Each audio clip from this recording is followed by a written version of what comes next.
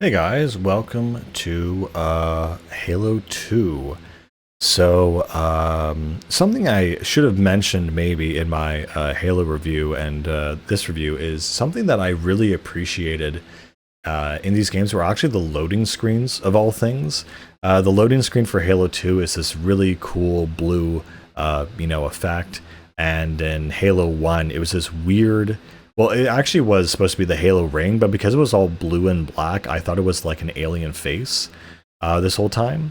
And it turns out that it's not that. But yeah, no, the jump from Halo 1 to Halo 2 was huge. Like, this is when people, lined up outside EB Games and Best Buy to play these games, and they were just such huge deals.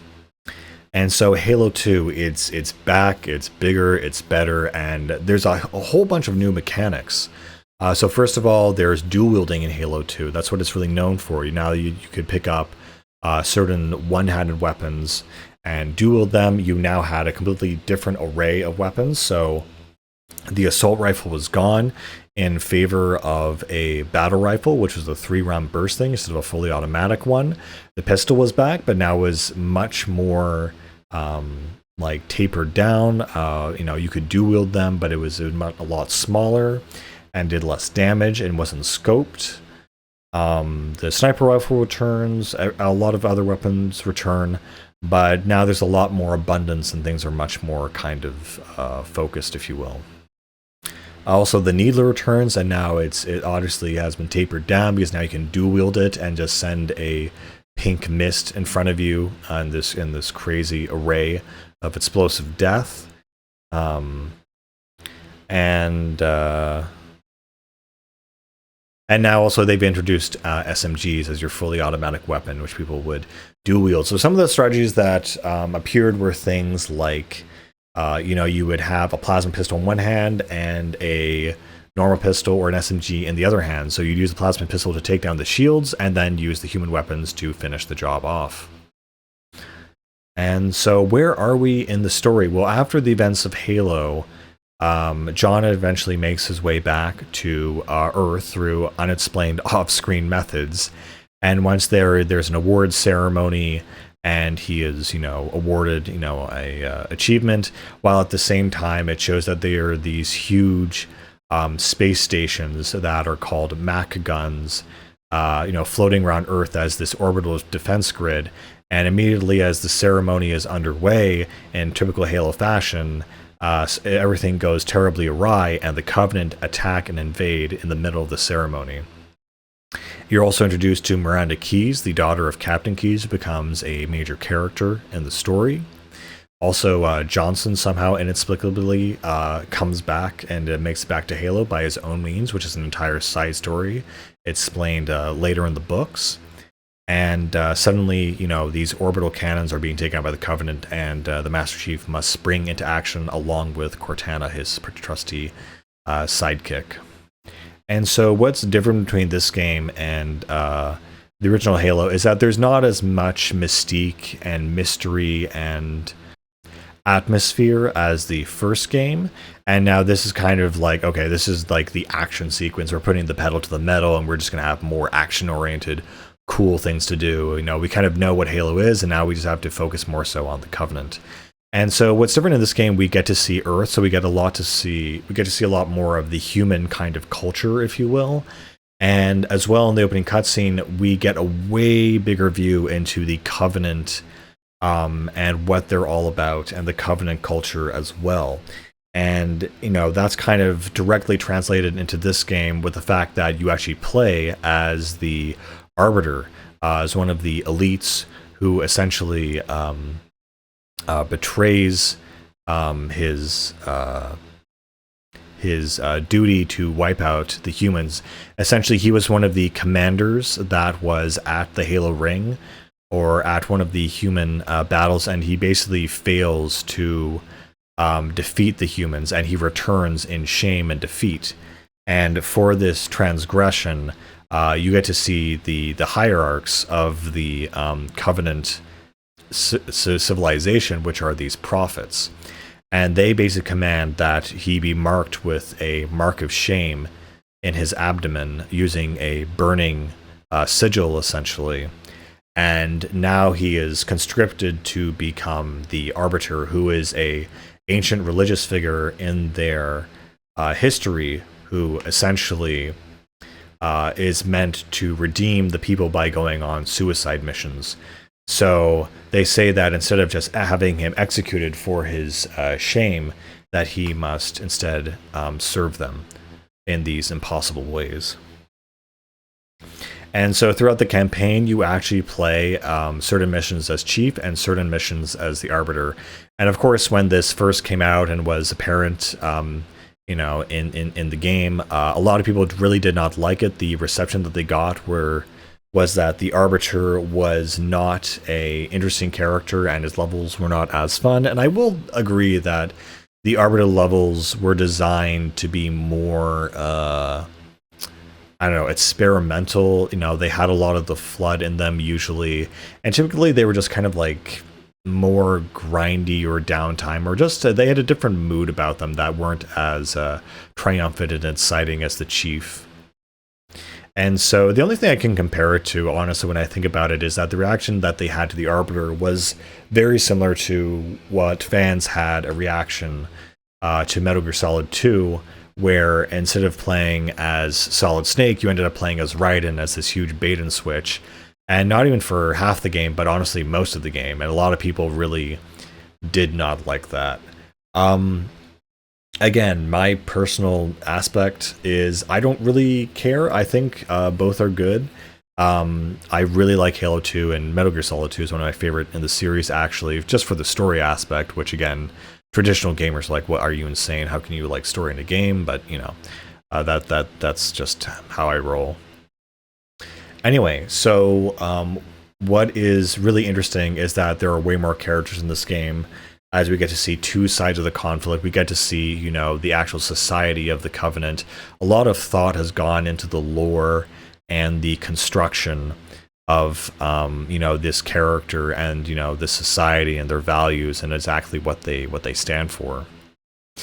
This is when I think, the Covenant start calling the Master Chief the Demon because of what he did on the Halo ring. I'm actually having trouble remembering exactly which game it was, but they swapped from speaking weird alien to actually English, and I think the grunts would always speak weird, funny English in these games, which was always very entertaining. And they would yell at you and call you Demon. It's funny, as I'm watching the solo gameplay of the first level, I'm reminded of a very weird Mandela effect that I actually personally experienced before videos were being made about it, which were that, and just think about this, in the first level of Halo 2, you have Cairo Station, where you do the up, down, left, right, the briefing with, Johnson, and, the kind of, what do you call it? The little tram that takes you through the station as Johnson gives you the lowdown of what's happened since Halo. And I've always had it etched in my mind that was a co-op level. And it turns out when I tried to load that in the original Halo 2, it's single player only. And yet for some reason, everyone collectively has it in their memory that they would do this co-op with their friend. To the extent where they have memories where, one of them would be jumping in the corner of the screen waiting for the tram to get to the destination, while the other one, waited patiently and looked at Johnson and waited for him to finish his little speech. And people literally have memories of this being a co-op experience, and if you load it up today, it simply isn't. And as I'm saying this, I recall this being like a two-player thing, but it simply isn't the case, and it's very weird to see that. It must be some effect where maybe the other person had the controller in their hand, but they were waiting for the cutscene to end, I guess. But it's still something very weird that everyone remembers that being a co-op mission, and if you boot up the game now, it's single player only. Anyway, that's a funny little side fact. Some new weapons they introduced in this game. There's now an alien sniper, which is the beam rifle. There were the introduction of some of the brute weapons, like the brute shot. Actually, I think that's the only brute weapon. The rocket launcher in this game specifically has a lock-on to vehicles, which is really, really cool. Oh yeah, and the big one, you can finally use the energy sword. And that was really, really cool. A lot of people had fun with the energy sword. Oh my god. Another really cool thing is that now active camo is actually one of the Arbiter's main attachments. Instead of having a flashlight, he can cloak himself. And in the first level, they kind of show this, that this is used for stealth and sneaking up on enemies and stuff like that. Playing as the Arbiter is also very strange, and in his missions, he will fight rogue factions of the Covenant, he will fight other Flood. And so I guess because they didn't want you really fighting humans and killing, Marines, the Arbiter never actually does fight any human forces in his campaign, to the best of my knowledge. The closest he'll come to is Flood-inflected humans, but that's it. Also, as I said, the brute weapons, but the brutes are also a new alien race that are introduced in this game, and they're part of the universe. And it's interesting that they, from the developer stories I saw, that near the end of the game, when the brutes kind of take over the trial, or the duty rather, as the holy guard of the hierarchs in the High Charity, which is the Covenant main city. They said that was specifically a reference to ancient Rome and how the barbarians and the Ostrogoths took over and became this new military order within the Roman Empire. And so the brutes themselves are, as the name implies, more primal, like primates. They are more so, crass, rude, animalistic, and honestly the barbarians, appropriately, of the series. Something else Halo 2 introduced were also skulls. So now throughout the campaign, you would find these skulls lying about as little Easter eggs in the environment. But when you pick them up, they actually altered the campaign. I don't think there was a menu to toggle this, if you can't believe it. But basically you had to, well, what I did is that I had they had accounts or whatever for Halo 2, so you'd have a different account for each skull, and you basically have to get to that point in the campaign, find that skull, grab it, and activate it, and then it would activate it until I think you turned off the system. I don't actually remember how this worked, because you could have multiple skulls on, and you had to load different accounts, or profiles rather, to activate them. So yeah. And the skulls, usually they were like things that just made things slightly harder. There were silly things like Grunt Birthday, where you shot a grunt in the head and would, like, they would make a little sparkle effect. I think that might have been Halo 3, actually, I'm not sure. It did have other things where you could use Cloak as Master Chief. There were things where it made enemies twice as hard. It made enemies carry super weapons. It made enemies give different dialogue. It gave enemies extra health. I think there's one that affected your jump gravity, I think. There's one that made ammo super scarce. And so there were these small little hidden things that were not achievements. There were no achievements yet for Xbox. And they were just kind of scattered throughout the map as these cool little things that you could find. And some of them were really obscure. Like, you had to go into this one corner. Like, these were not designed to be found. You had to go in this one corner of, like, this one room, and you had to hop on and grenade jump, hurting yourself onto another ledge, and you would find it just hiding in this random corner. And of course, thank God for the early internet and the fact that people make game fact guides online to find these things. Otherwise, it would be literally impossible. Finding a skull without the internet would be a miracle. And it really makes you wonder the kind of secret hidden stuff that developers have hidden in games, or would hide in games, in a time when the internet was not really considered to be a big aspect of life in general. So that, like, there were people out there hiding stuff in games with no one finding it. And I in fact, I think there are some developers who said they have hidden things in their games that people still have not found, but now that's completely gone. People are so passionate about gaming now that ROMs are ripped and everything is data mined, and people find things out about games that the developers themselves didn't even know. So the age of secrecy and discovering secrets and discovery is really over. But there was a time when the idea of discovering something in a game that no one else knew or no one else had discovered was a very real and very serious possibility, which just added to the depth of the game itself instead of becoming another checklist of things to grind through. Also, I have to say that the dialogue in the Halo games is extremely well done, especially in this game. Like I could almost quote this entire game from start to finish, just from the dialogue alone.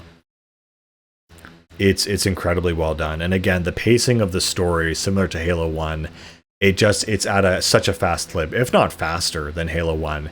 Just all these different things keep happening. I remember, oh my god, seeing the teaser trailer for Halo 2 and having this scene where he jumps out of a spaceship and hauls a bomb into a Covenant ship.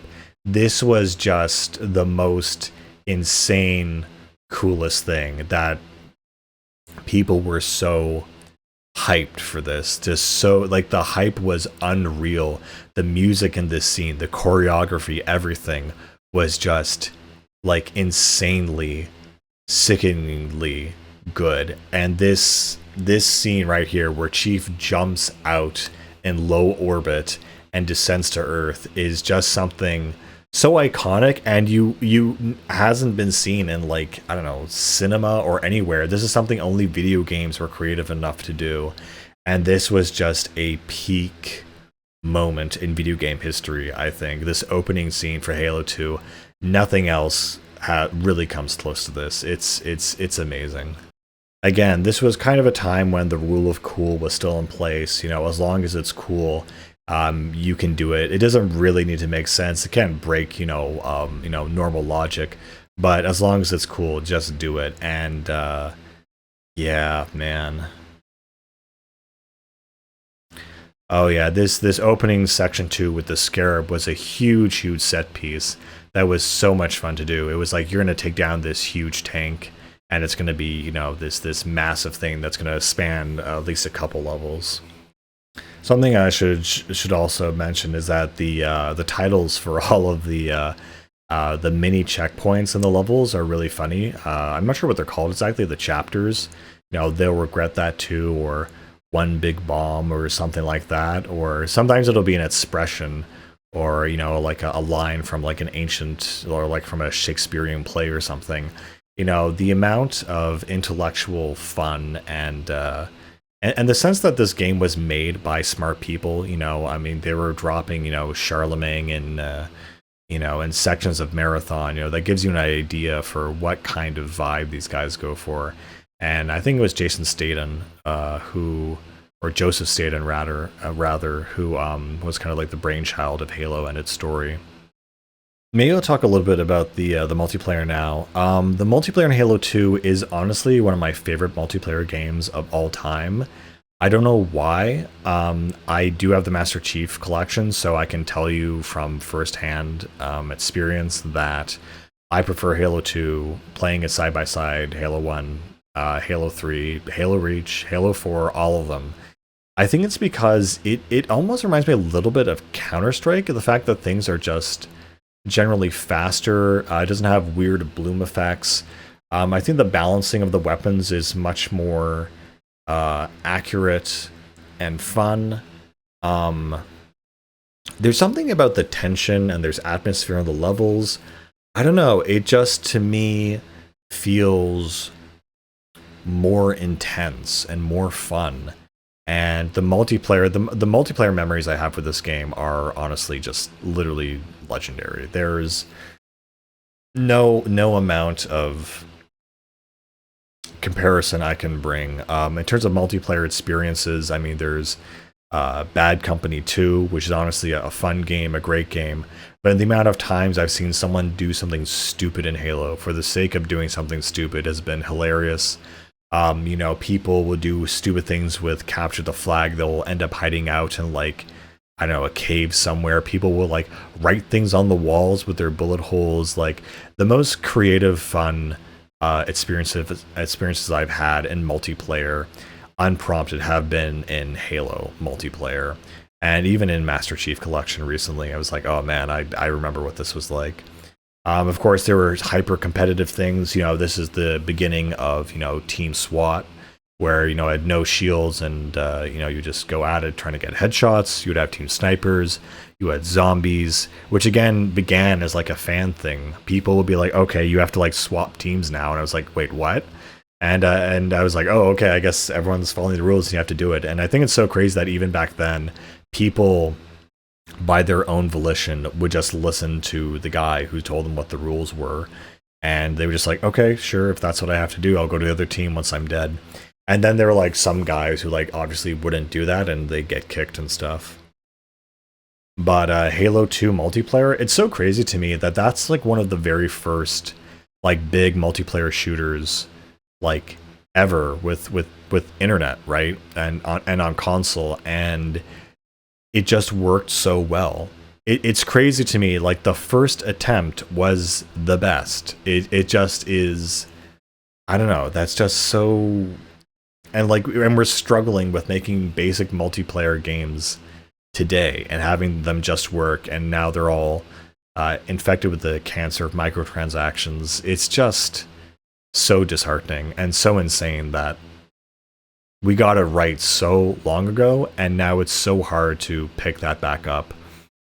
And I think what's crazy is that Halo, in terms of its multiplayer, worked locally and online. There was never a weird discrepancy where if you had 4 people, you could still have a fun time. If you were playing online, you still had a fun time. And I think the entire idea and concept of local multiplayer is kind of gone down the drain. No one sees value in it because, of course, you know, why would they? You know, sometimes they'll do co-op, but even, you know, recently, you know, Halo Infinite, they were like, hey, we're shipping this game with co-op. Eventually we'll patch it in. And they announced, you know, a year down the road, because now game developers are lazy now, I guess, or they overpromise. They just dropped it, said, no, we're not doing that. We promised we would, but apparently you can't trust our promises. Ugh, just crazy. But yeah, people would do things like, you know, hack to get outside the maps, jump on each other. They'd, you know, try to, you know, create some big armada and you know, push each other, you know, into this one little pen with, you know, their vehicles or something. Like people would have little truces and they'd hide out in the back of the base or something. Like just really fun stuff. Fun stuff always happened with Halo 2. I remember, oh my god, the match I remember the most in Halo 2 was it was like a it wasn't King of the Hill, but it was a virtual King of the Hill, because it was a team match with 24 players with like 6 or 7 different teams. So like a team could be 5 people or a team could be 2 people, and it was like it was on the map Ascension, the one with what did it have? It had the giant triangular thing in the center. And basically, each team would like try to take either the tower or the other kind of outcropping or the Banshee landing pad. And so each team like had their own little territory. And I think it had infinite kills on, so it never really ended. And so we just played that all night long. Being one of the early zombie matches on that one DLC map in the swamp was really cool, really something, you know, trying to be like, oh, okay, so we have to, you know, use energy swords and plasma rifles or pistols, and the fact we all just agreed on it. There were other matches with I forgot, you know, just general normal matches. And of course, teabagging became a thing at this time, teabagging became part of the culture, the nomenclature, and as like an internet culture joke, even to people who didn't play Halo, which was crazy.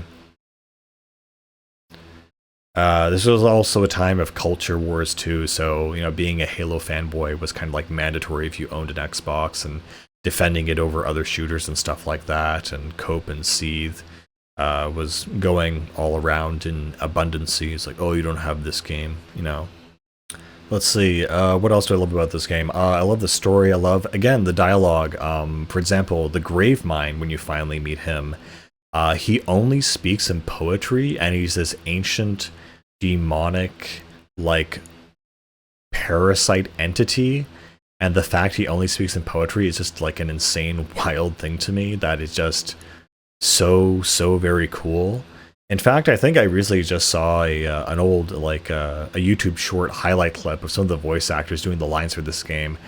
And it's not just the dialogue, the way it's written, but their voice delivery is just incredible. Like, it is amazing, and it's probably the best I've ever seen in a game, and it just has so much soul in it, and so much. I don't know how to say. They really wanted to make something special, and games now are kind of driven by money, so that's kind of just where we are, and unfortunate.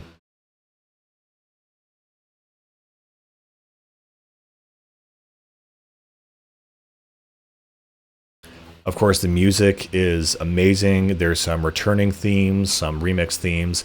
There's some very weird experimental guitar themes in the first Arbiter level.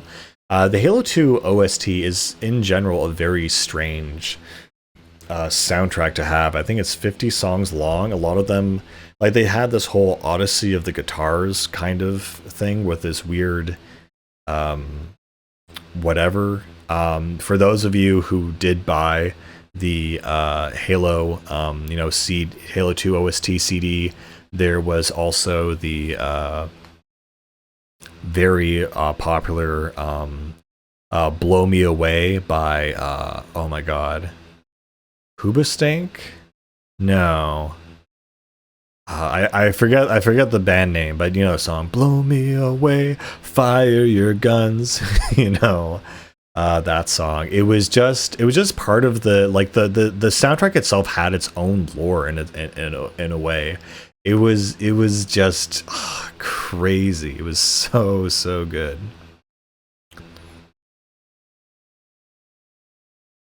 You had a lot of different techno tracks. I think was it in Amber Clad, or the one that plays on Delta Halo, is this beautiful. The strings and the violins come in strongly and set this magical mode, and then it goes into this, tribal drum, woman singing, like, beautiful composition. God, Halo's music is simply amazing. In fact, I remember during its development, it amuses me to no end. But they were interviewing Martin O'Donnell, the composer for this game, and for the games, and they were said, okay, so Martin, for Halo, we need something kind of ancient sounding. He said he was driving home and he thought of Gregorian chants, and he found them on the radio, and he said, yeah, that sounds kind of ancient sounding, and he just pulled it out of his ass somehow. One of the best, greatest, most interesting and religious sounding songs that gamers are familiar with, he just made up one afternoon. The man is very talented, to say the least. But I'm not sure what he's doing now. I'm not sure if he's still making video game music, actually. I think he's doing something else. Yeah. It's also really funny about Halo 2's story. The pacing of it is really great. But again, it's, God, it ends on the biggest cliffhanger of video game history, I would say. You kind of, they were planning to, again, because nothing in Halo in its story ends as like a final setting. There's always something that happens in the story that is a catalyst to the next thing happening. Nothing ever happens in a vacuum, and it's always about humanity adapting to the situation and overcoming its trials and tribulations on the fly and never giving up hope and just working with it. If we need to jump out a spaceship to blow up a thing, then so be it. But Halo 2's cliffhanger, it's funny because in the developer diaries, they were like, okay, we wanted to do the final level because it ends with a boss fight, a very, I think, well-made boss fight. But unlike the first Halo, you have this giant section where you take your Warthog and you drive and the whole thing explodes. And they're planning to do that for the end of Halo 2. And in fact, it's really funny that someone recently went into the dev files and they found the section when the Chief goes to the Ark. There is actually an invisible road on that section. So right where the Master Chief's last mission was, they were planning to do a Warthog style final level where you would drive along this light bridge to get to the Ark rather than just zooming there as the final thing. And I cannot, oh my god, what I would give to play that and know what it would look like. It would be simply incredible. And of course, with the ending of Halo 2, it ends with him returning to Earth with the Ark and the final piece of the puzzle that the Covenant need and he needs. And the classic line, he says, "Master Chief, what do you think you're doing on that ship?" And he says, "Finishing this fight." And that leads us into the massive marketing campaign that would become Halo 3, where "finish the fight" was the term, the word. It was on everyone's minds and lips. Finish the fight. Oh my god. But I think I'll talk about that more in my Halo 3 review. Something I did talk about in my original Halo review was the advent of machinima that Halo brought to the internet. I think I've kind of went over things like, the Codex, Red versus Blue, Halo AMVs, where you do a silly 5-second clip from a popular song and try to do it in Halo. Very funny stuff, and they did a remake in Halo 3. But the advent of machinima really began with Halo 2, which I think is really kind of interesting and funny. And there was a whole tutorial on how to glitch the game so that you essentially could drop the reticle and drop your hands while you were in the game. You had to jump up, zoom in, and click the D-pad up, and you would lower your weapon so you could seem your allies in the game would seem non-hostile, which I think is really cool. But yeah, when I actually think about it, I think this game has been my most beaten, most replayed game of all time because it's co-op, and because it's co-op, you always could just keep playing it and finding out new stuff and doing new things. And I've probably beaten this campaign probably 50 times easy. And it would just be one of those things. I would come home from school, I would, me and my brother would sit down and we'd play the campaign, and we would just, start a new campaign and just have fun shooting, guys, and just enjoy ourselves. God, I can't even imagine the amount of hours I've poured into this. It was just the best experience. It's also, I think this is one of the longest campaigns. It has twice as many levels as Halo 1, and even has more levels than Halo 3, even though Halo 3 levels are arguably bigger. This definitely has the longest campaign, and honestly, pretty memorable campaign. I also like what they did with the Prophet Truth, how they positioned him as the main antagonist of the series. How you see the collusion and betrayal within the ranks of the Covenant themselves. But yeah, I'm not sure what else to say about this game. It has amazing dialogue, amazing music, amazing gameplay, amazing characters, amazing art design, amazing multiplayer. This is a 100 out of 100 all-rounded game that really will last it will really last the ages. There's just something eternal about this game and how it's made and how it runs and the feelings it inspires, that there's nothing quite like it. It's just an absolute joy to play, and it's just simply wonderful. I hope that everyone gets to experience it at some point. You can never re-experience something originally, but I can't help but recommend it. It's an amazing experience. With that being said, guys, I think that's all the things I can say about Halo 2. One of my favorite FPSs of all time, along with Halo 1, and definitely one of my favorite multiplayer games of all time. Anyway, I will talk about Halo 3 soon, and I'll see you guys later. Bye.